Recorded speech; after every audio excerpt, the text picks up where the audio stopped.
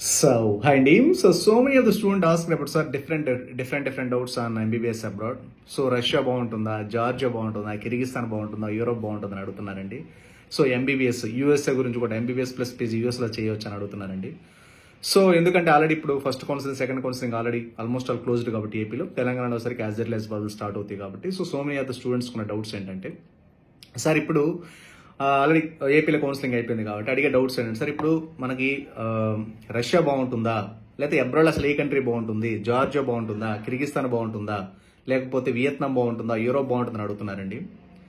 So sir first of all వచ్చేసరికి మీకు మనకున్నసరికి 2021 November 18న rules regulations అన్ని క్లియర్ గా ఫ్రేమ్ చేస్తున్నారండి ఎంబీబీఎస్ అబ్రాడ్ వెళ్ళాలనుకుంటే. సో ఎంబీబీఎస్ అబ్రాడ్ వెళ్ళాలనుకున్న ఏ స్టూడెంట్ అయినా కంపల్సరీగా వచ్చేసరికి ఆ రూల్స్ ఎన్ఎంసీ రూల్స్ అనేది 100% తెలుసుకుని వెళ్ళాలి.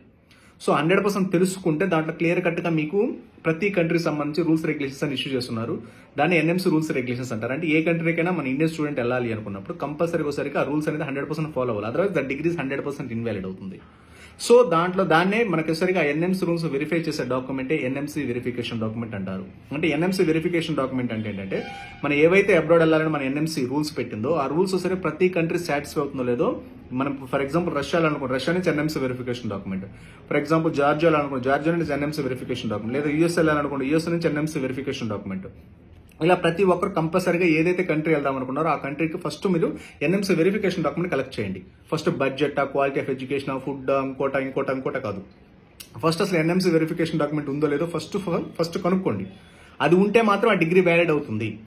దాంట్లో ఫస్ట్ గా మీకు రష్యా, జార్జియా, యుక్రెయిన్, కిర్గిస్తాన్ అంటే లేదా వియత్నాం అవచ్చు, whatever the country, Russia is the only the country officially follow the all NMC rules and regulations అండి. అన్ని రకాల రూల్స్ రిమైనింగ్ ఏ కంట్రీ కూడా అఫీషియల్ గా ఫాలో అవ్వట్లేదు. కాబట్టి ఆ Russia is 100% better. There is no doubt at all. ఒకసారి చెక్ చేయండి. మీరు చెక్ చేస్తే మీకు క్లారిటీ వస్తుంది. దట్ టు రష్యా వచ్చేసరికి హై క్వాలిటీ ఆఫ్ ఎడ్యుకేషన్ ఉంటుంది, హై స్టాండర్డ్ ఆఫ్ ఎడ్యుకేషన్ ఉంటుంది. That to budget is very very economical comparatively. మీకు జార్జియా అవ్వచ్చు, వియత్నాం అవ్వచ్చు, యూరోప్ అవ్వచ్చు, అమెరికా అవ్వచ్చు. మీకు quality of education, standards, rules, regulations అంటే 100% Russia is the only the country officially follow rules and regulation everything అండి. మీకు బడ్జెట్ వైజ్ కూడా 20 నుంచి 25 లక్షలు మినిమం 25 లక్షలు including food and accommodation. So కాబట్టి there is no doubt at all 100% Russia is the 200% better. But not only the rules and regulation, standard of education, quality of education, rules, regulations, security, Indian food, budget is very very economical budget అండి. మీకు ఇండియాలో 600 score వస్తే ఎలాంటి medical colleges just మీరు ఒక 25 లక్షల నుంచి 30 లక్షలు పెట్టుకుంటే రష్యాలో అనేది best of the best colleges ఉంటాయి.